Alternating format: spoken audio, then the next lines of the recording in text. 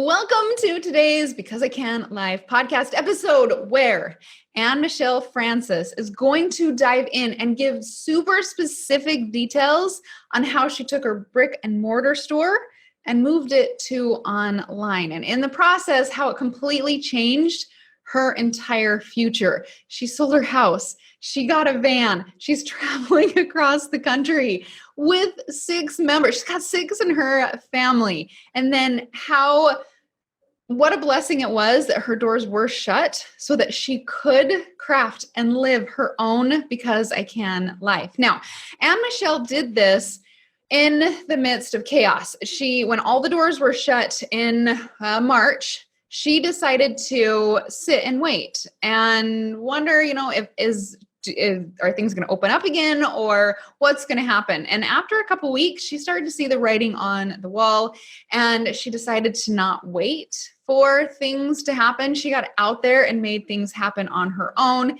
And she was able to see a 30% increase in her sales from moving to the online space. So I cannot wait to dig into today's podcast episode with a very, very special guest, Anne Michelle Francis, who might just convince you to start skateboarding. Yes, skateboarding. All right, let's dig into today's podcast episode.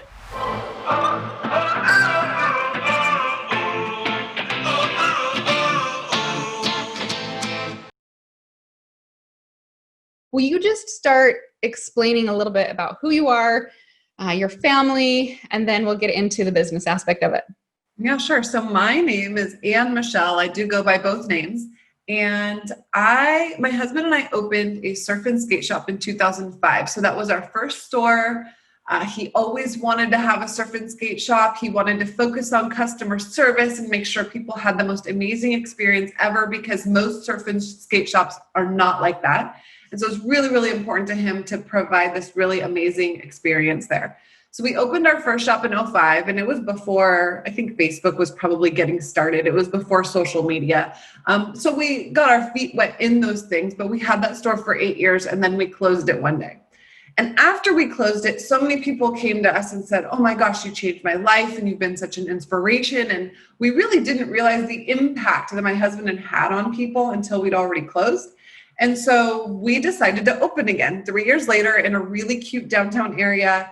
And so that's where our current store is now. And it's in downtown Willow Glen.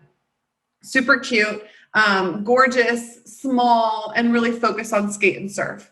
And we've had that store. And then in 2019, we opened another store in downtown Campbell, which is closer to us. It's only 3 miles from the other shop. And people were popping in and out of both shops. And it was amazing. We loved the experience of both stores. And then COVID hit and everything stopped. Okay, so you have 2 stores, 2 brick and mortar stores. At this time, we had 2 brick and mortar stores, yes. And the government comes and says, close your doors. Okay, tell me how you felt at that moment. Like being an entrepreneur is already a roller coaster as is, right? And now the government says you have to shut your door. So talk through some of those thoughts, and then we'll talk about how you pivoted.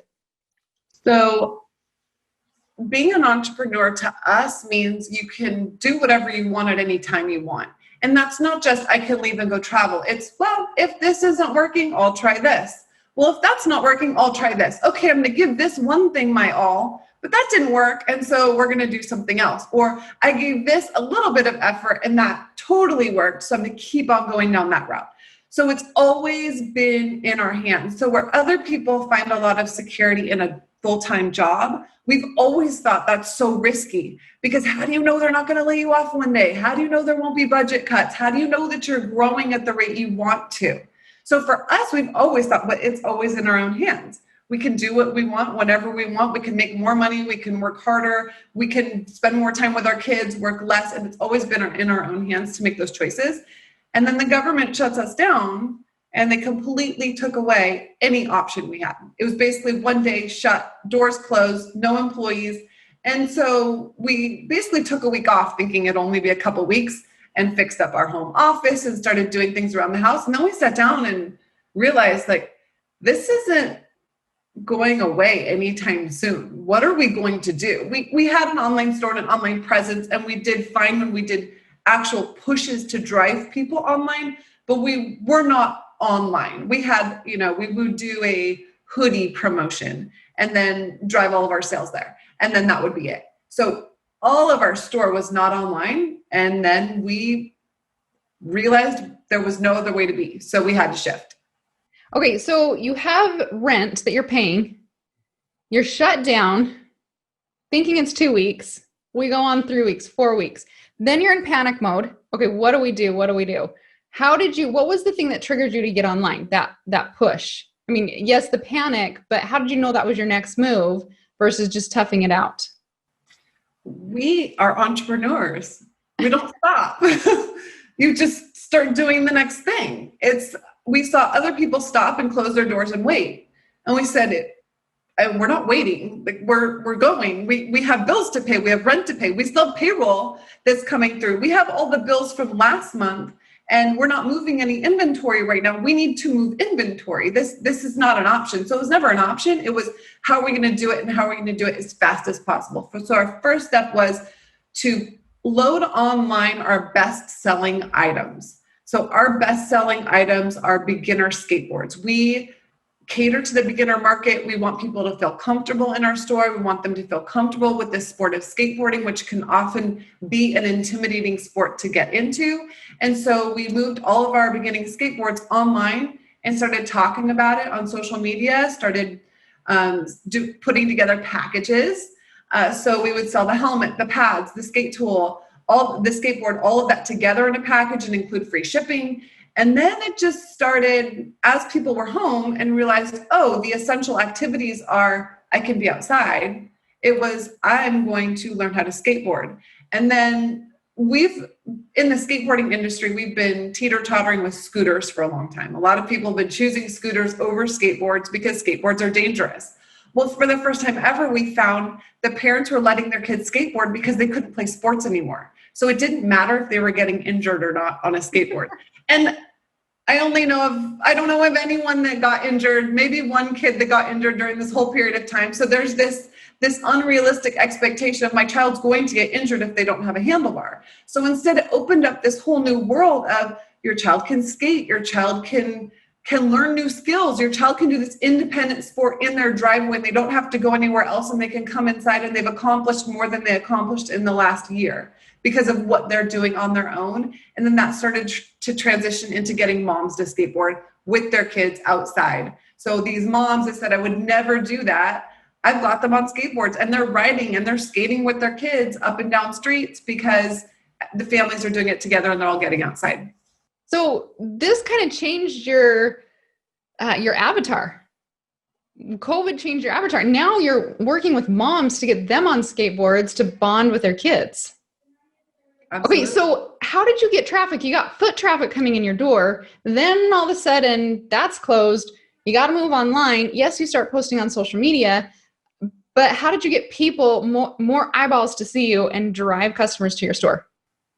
So we have a very loyal following because of how long we've been in business. So people were following us, and I actually started writing during this process. I started putting my feelings in emails. I mean, very, very raw and very, very honest in emails and on social media posts. And right away, people were saying, oh my gosh, like, this is amazing. I love hearing this. And so I started doing that. Like every Friday morning at 5 a.m., I'd sit in the TV room for 3 hours on my own and write what I was feeling during that week, whether it was I needed to get out from quarantine or what the skateboard made me feel like or what being with my family made me feel like. So I started writing and people started resonating with that. And then people want to support small business. And so then it was this big rush of how do we support small business? And so everyone said, you buy gift cards. So I wrote a very long post about why gift cards are not going to save small business. And I posted that on Facebook. I paid to run ads on it so that people could see the 25 ways that you can support small business by not buying in a way other than buying a gift card. And so I posted that, I started sharing that, and then people started buying. They wanted to buy skateboards, they wanted to buy clothes, they wanted to buy stuff from us. So the problem actually became reversed. I couldn't get things loaded online fast enough because people wanted to support what we were doing to make sure we would stay there and get through this. Did your staff come in and help you, or was this just all on your shoulders to move this over? Our staff all filed unemployment. So when we asked for them to come back, they all said no. So it's just you and your husband? Do your kids help out with your business? They're more the advertisers. They do the box openings and things like that, but they're not actually in because they can't drive to the store and do things on their own. If they could physically go there, it would be a little bit different. But because we have to be there anyways or transport them there, it doesn't make sense for them to do it as much. Plus they have their own things that they're going down. So they kind of have their own stuff going on. And how old are they? 15, 13, 9, and 4. Okay. Yeah, they cannot drive. They can't go get stuff. The 15-year-old almost can, but she plays guitar. She lives part-time on a ranch and rides horses and works in hospitality. So she actually works in a very separate capacity. And my 13-year-old is a competitive skater. And so he skates 6 to 8 hours a day after he homeschools. And he helps us with all of our summer camps and our skateboard camps and water sports camps and on a boat. And so he's like a camp counselor. So they help in their own respect, but not in retail. Love it. Okay. I got it. So all this is being thrown in your lap. You're saying, let's get this up. You're taking 3 hours. I love how you say, nope, these 3 hours are mine. I'm going to wake up really early, 5 o'clock in the morning. I get these 3 hours to start connecting to your people. And you are absolutely right. A loyal following is your best marketing strategy over any tactic or trick or secret, whatever. Like building loyal following by being honest and raw will help you grow all the time. Okay, so now you've got customers coming in. You were learning how to ship because you didn't ship before. Are you shipping in-house or did you have someone else ship for you? Shipping in-house. Shipping is fun to ship skateboards. We still do not have that dialed. So we do have packages so that kind of includes the shipping and everything. So it's a little bit less to think about, but really it became about curbside pickup. So we did get orders from other states and other places, and we do. And we started working with influencers, and my influencers actually are like micro influencers who are friends who wanted to support small business during this time. And the sales we got out of my friends that had these tiny followings with private accounts were astronomical. They're still coming in today from it. One friend with 400 followers on Instagram and one with 2,000. So those two influencers are all that we work with, and they gave us that boost and that confidence during that really, really slow time in March and April when it was the hardest. I love that you say, like, these aren't even micro influencers. These are like micro influencers with private accounts. So it's just friends and family, and people are really listening to friends and family. So I think you nailed that. I could see, I was using your strategies for sure to see, do they recommend things? Do they talk about things? When they love something, do they, preach about it? And so I could see that these people would be good. There were people that we reached out to also, now that I think about it, who didn't have a single sale. So it was all or nothing. It was either they put their heart into it and sold for us, or it was kind of other people didn't feel it also. Okay. So you're doing curbside pickup, and what percentage of revenue was coming from curbside now versus shipping? Because you're still trying to figure out the whole shipping part. I actually don't have my numbers for what the shift was back then, because right now we never opened our doors again for Willow Glen. So we actually closed our Campbell location completely in June. So we finished out in June and got out of that lease, and we stayed in our Willow Glen location, and we never opened. So we started to anticipate that we would be on lockdown again, because we didn't know if we would or not. And we did not want to start this whole business and wait for whatever it looked like to open again and then get locked down again. So we took it into our own hands and said, what do we want the future to look like, regardless of lockdowns? And we said, let's just not open again. All this COVID preparation and everything isn't even worth it, because inventory is hard to get anyways. So it's hard to even have people walk in and show them a pretty space when we don't know when we're getting inventory again. So let's keep everyone outside of the doors, and we bring everything out. So we actually do curbside pickup / doorway shopping. And we have a table set up in the front, and we bring everything out to people when they come and see. So we are open 3 days a week, 2 hours a day. That's it. And people can come and shop during that time, shop outside, or they can curbside pick up, or we'll ship. Okay, so when you've seen growth with this model, it's not like, okay, you're only open 3 days a week and sales have decreased. Talk about how this has affected the financial part of your business. Well, we don't have payroll essentially. So payroll decreased by 75%. We have a couple people that we are training so that as we shift into the next adventure of our lives, we have people that can continue to run the store. But it's actually more appealing for employees to work there now because now they're only there when they're busy. They only go in when there's stuff going on for 2 hours and they go strong, maybe 3 hours if it keeps overlapping. And we have a line around the building every time we open versus before when you'd sit there all day and wait all day for someone to come in. It's just a completely different shift. You work when there's business and you don't work when there isn't business. And so we build our hours every week. They change. The days and hours we change. It's all based on sales. And the sales are all based on what we're driving online. Everything 100% is what you say. You have to invite people to the party. If you don't invite them to the party, they don't even know what they want to get. They don't know that it's even going on. So we started driving people to the party every week. I love that you switched, because urgency and scarcity are key components when you're selling products online. I love how you switched the scarcity to the number of hours that you're going to be open. And so people are like, I'm dropping everything. I'm going to go stand in this line outside in the summer with my mask on because I know that I can only get this product at whatever hours are posted. Like, I love how you brought in the scarcity model and that helped you to grow your business and save you a ton. 75%, that's not chump change. So I did want to mention something that you made me remember. During COVID, when we locked down and people started ordering skateboards from us, and it was by text. We were texting them pictures and then we loaded online. It was a very slow, fast process. But they would order and my husband would literally get in the car and drive it to their house and then text them, it's on your front door. And they were like, wait, what? Free delivery, it's COVID, I've got something to do right now. And then he would reply with, can you please review us on Yelp? Not give us a 5-star, can you review us on Yelp? So we got 65 5-star reviews in a very short period of time. So then when businesses were starting to open again or people were looking for a skateboard, we're number one all day long on Yelp. So people know where to get their beginning skateboard from, a place with no attitude, a place with excellent customer service. So people are waiting in line to get excellent customer service with our product that they could actually buy at 5 other local skate shops. But they're in line at our store, one of our 3 or 4 open days a week. Okay, that is absolutely brilliant what you did to get ranked higher on Yelp. Because yeah, when we go vacation and we're looking for things to do, where do we go? Yelp. Mm-hmm. So good, so good, so good. And how you said, don't give us 5-star reviews, leave us a review.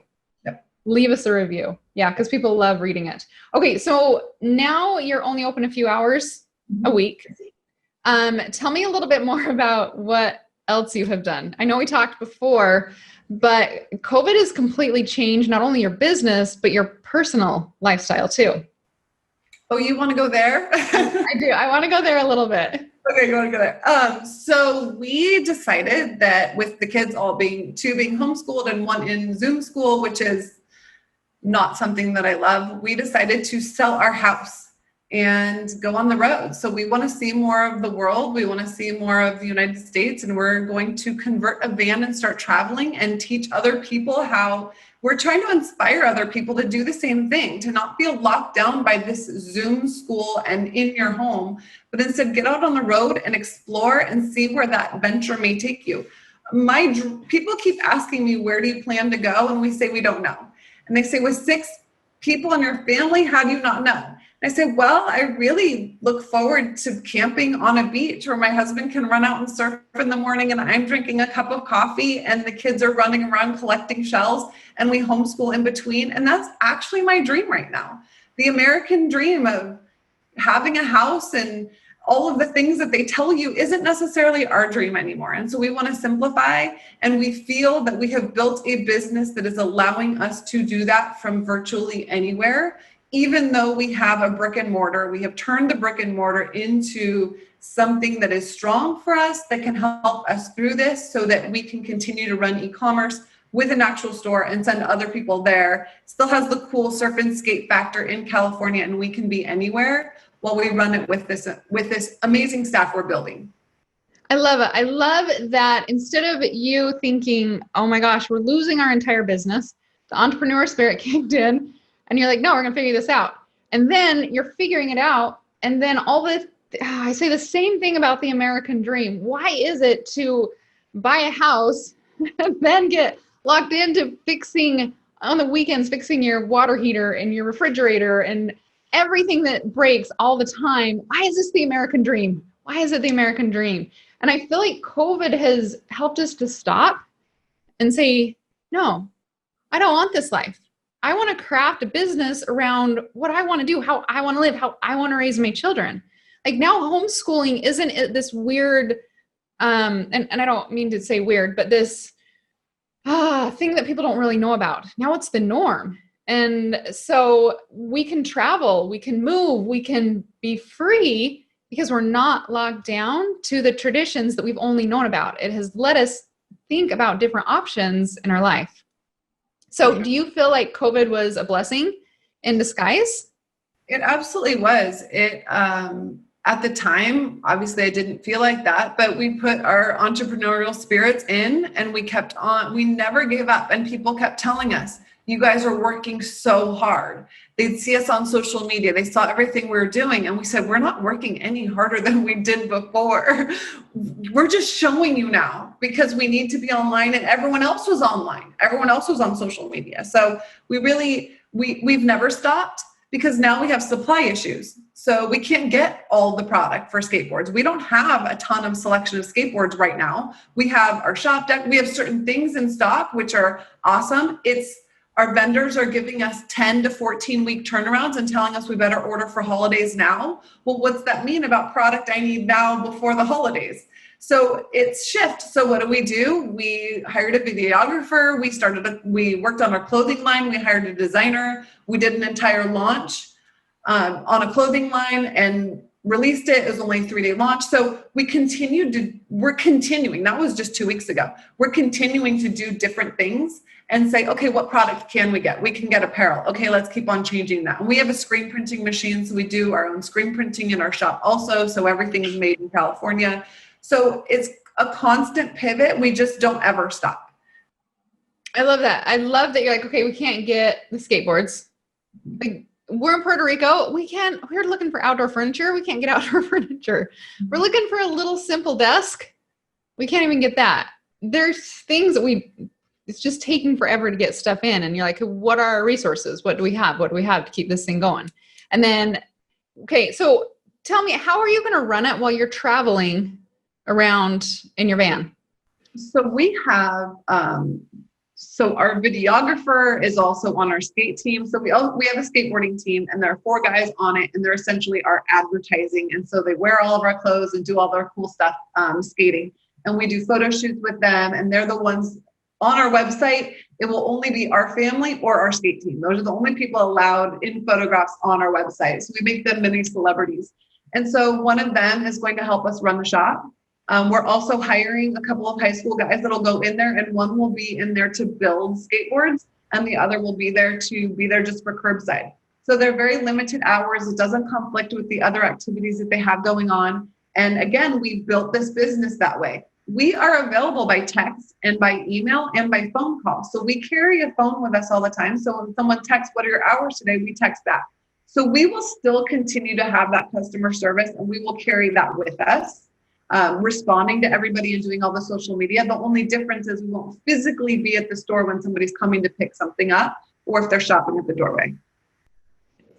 This is so fun. This is so fun that you are saying, no, I want my life to be like this. And we're going to figure out how to leverage the pieces that we have so that we can create it. And you can go try this new adventure, and who knows where you'll end up being. Maybe you're going to be down here in Puerto Rico as my neighbor. And our husbands can go surf together or something. We could go skate together. You got to teach me. I may be on a scooter. I'm not going to lie. I may be on a scooter. No, we'll get you on a skateboard. That's my job. I teach moms to skate. Yeah, you got to teach me the balance part of it. I'm so nervous that I'm just going to crash on my wrists, break my hands. I can't type anymore. You know how we kind of tend to spin and go worst case scenario. I do. I have a list of 5 things that I know you've already told yourself about skateboarding before you even hop on that board. So I have a program to actually teach moms how to skate, and it's actually about finding the right board. So if you try and hop on your kid's skateboard or one of those cute little penny boards, I promise you won't be able to skate that board and you'll hurt yourself. I can get you on the right board so you won't hurt yourself. Oh, there we go. You just answered the problem that I had. Mm-hmm. That exactly. I'm scared to death to get on it because it's this little tiny green penny board, flips out from underneath me, and I'm like, I'm done. Where's the scooter? I need to hold on to something tight so I don't fall off. I can't ride those either. So, do you do a longboard? Yes. Okay. I've tried a longboard before. I ride an old school board now, but I started on a big, huge longboard, and then I got into a smaller longboard, and now it's a little bit smaller than that. It's called an old school, so it's like 1980s designs and kind of like a wider thing. So they're really cool. It's a lot of fun. I equate skateboards with like women buying shoes. Like you need one for every different occasion, depending on where you're going. Longboards, depending on your level of fear too. So I have that dialed. I have a quiz on my website for it too. Okay, what's the name of your website? OhanaBoardShop.com. Okay, everybody listening, go take that quiz and see what kind of board that you need to use. I'm going to take it when I'm done with this. Okay, so answer another question. So we've gone through this, and when I say that COVID was a blessing to you, we're not discounting the people that are sick. Like we understand that that's real. There's so much around it. There's so much emotion around it. And so we respect those that are going through it, and we love them, and so many prayers out there. But I do think with tragedy, we can find triumph. So what are some of the things that you have, like some of the new skills that you have learned by going through this? I never stopped learning. I actually am pretty obsessed with the Gallup Strengths Finder, and it tells you your 5 strengths in your business relationship or when you're working. And so the Gallup Strengths Finder. So it might be called Clifton now. They change the name every now and then, but it's either GALLUP or Clifton, CLIFTON. I was a psychology major, and I love learning about learning styles and how other people learn, which is also how I teach moms how to skate, but it's also how I learn, and I am a learner. So that's one of my strengths, is that I love to learn things. Mm-hmm. So I never stopped learning through this whole process. And if a week goes by where I haven't taken a webinar or an online course or something, then I feel like, what's going on? I don't know what's driving me next. And so I learn something, I apply it very, very quickly. One of my strengths is to automate things. So I create a process, I automate it, I teach someone else to do it, and I move on. And so I'm constantly learning and deciding, again, back to the entrepreneurial part, does this work for me? Does this not work for me? Do I continue working on this or do I not? So one of my most recent ones was really focusing on my email growth list. And I watched one of your modules on that, and I did every single thing that you said. And I see my email list growing at a rapid rate now because of these things that I do. And so and again, that was something that I did in 1 week. I learned it, I applied it that week, moved on. So I'm constantly doing that. So, learning how to sell better, learning how to move things online for virtual, learning about COVID prevention in a store, and deciding we didn't want to do that. Deciding if I just don't let you in, I don't have to worry about any of that stuff. So stopping it right there. Copywriting has been really big for me. Immersing in your program and lots of different modules, and really focusing on one though, rather than the whole program, focusing on the one that's really working for me. The Journey to 7 has worked out really well for me also lately, and packaging things together and grouping things that are similar. Perfect. Oh, that's so good.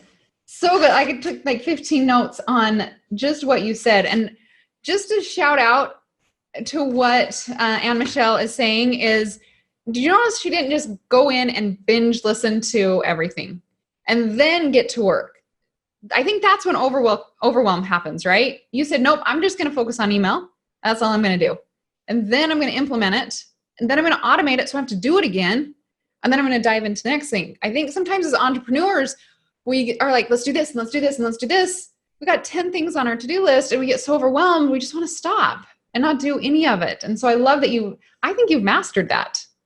Mastered that of just saying, nope, this is what I'm going to do. Automate it, get off your plate, and go to the next one. And I think that's one of your superhero strengths of what the door's shut. Okay, now we're going to transition to the next thing. Now the next thing. Now the next thing. And why you have been so successful.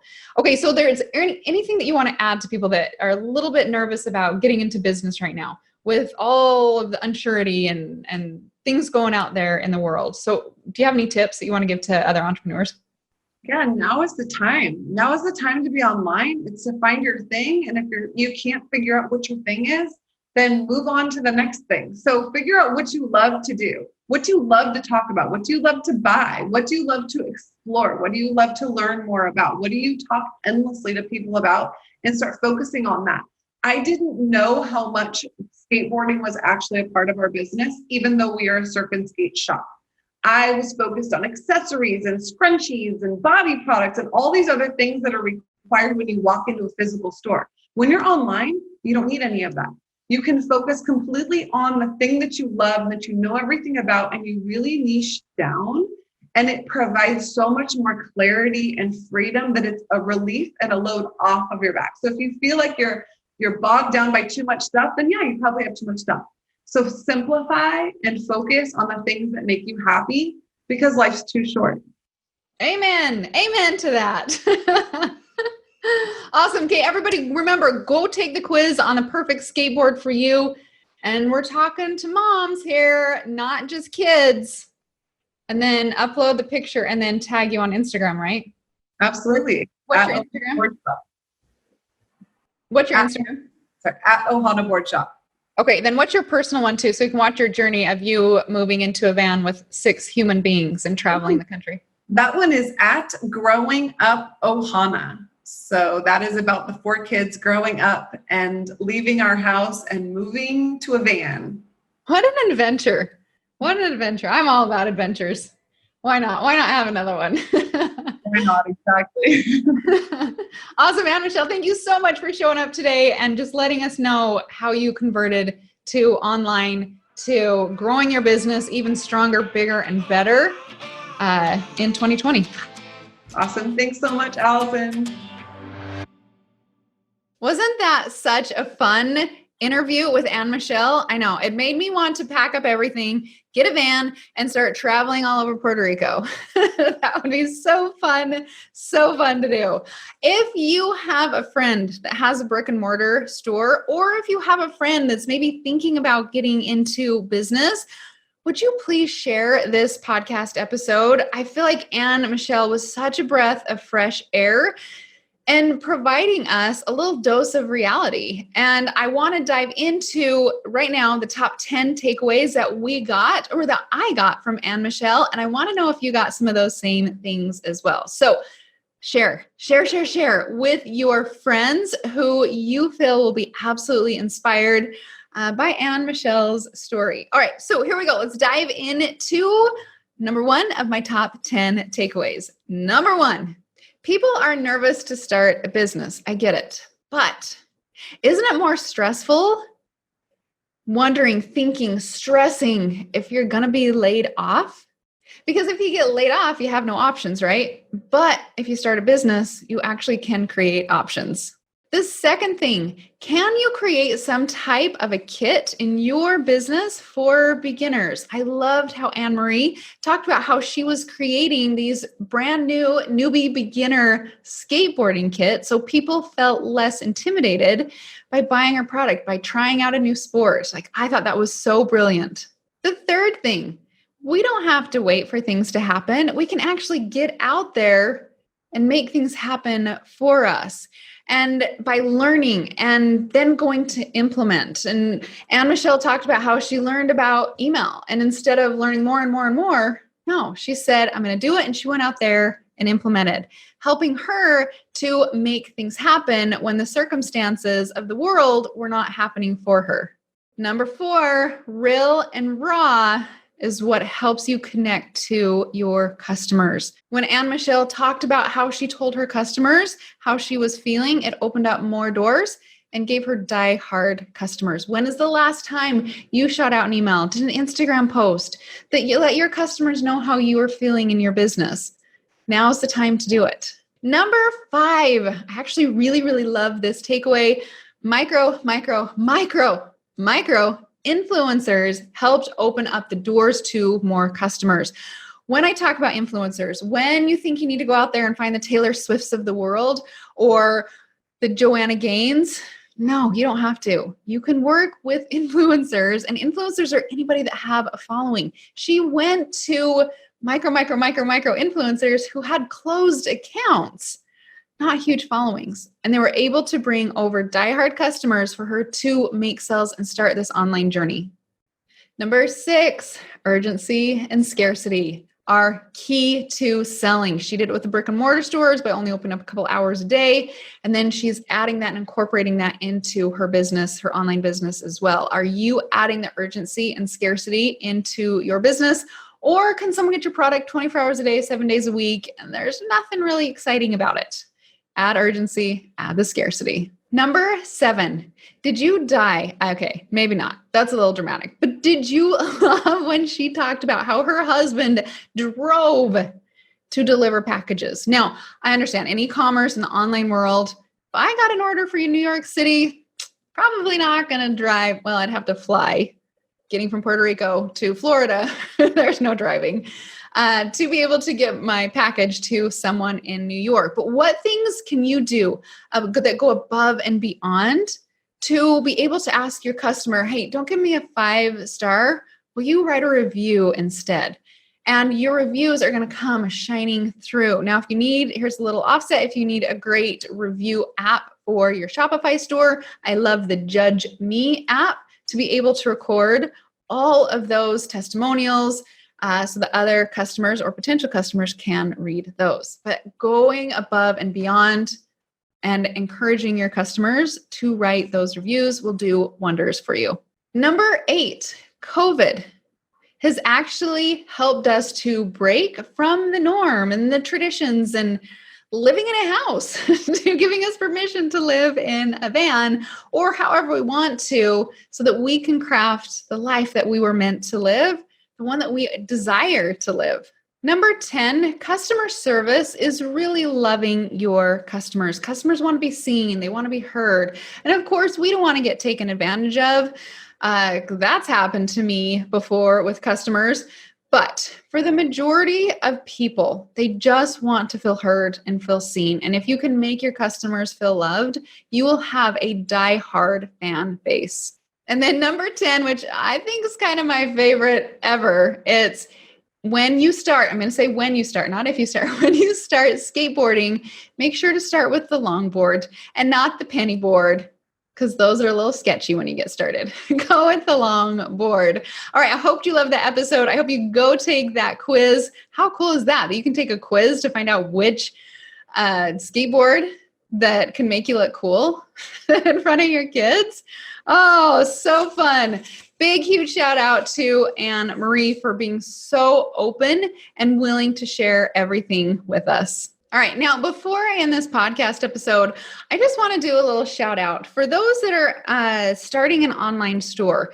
When they push through the fear, when they are a little bit, I don't know, scared to step in to do something new, I just want to say, I just want to give you a little shout out to know that you are doing amazing. You are learning new things. You are opening your mind, creating clarity by stepping forward and into the unknown. Now, in the group, the private Facebook group that I run, we actually count out every single week how many can wins we have. So we do a hashtag can win in our group. And that's a number that we report every single week to make sure that we're seeing progress with our students. And this week alone, we had over 60 can wins, and not all of them are reported. And what a blessing it is to be a part of your journey, to know when you first started dreaming up this online store and getting your can win. We even had Jen Best. She reached the 10 grand clan. And then we have others that have reached 50, 100 grand can. And I just want to take a second and tell you congratulations. Congratulations.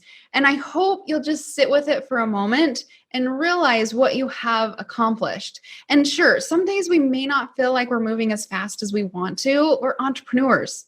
We want everything done like 10 years ago. But if we can sit and just celebrate ourselves, whether it's you listing your first product online, whether it's you making your first dollar online or your first 10 grand, just sit and accept how wonderful you have done to get to this point. And that helps you build the confidence to be able to go out there and get your next goal. So as soon as this podcast is over, just sit in gratitude for just like 10 to 30 seconds so that you can tell your beautiful brain how wonderful it is. Your heart is going to speak to your brain. Your brain's going to believe it. And then you're going to be able to get to your next goal even faster. All right. Thanks for tuning in to today's podcast episode. Don't forget to rate, review, share, all that good stuff. And then make sure you share this podcast episode with your friends, your family who's thinking about starting an online store. Or there were some great marketing tips in there, even if they're not starting a store, but they're doing other things online. Some super, super great things that Anne Michelle shared with us. Have a great, beautiful week earning money, putting it in your pocket where it belongs, because yes, I know you'll do good things with it. And I'll see you here, same place, same time next week. Bye.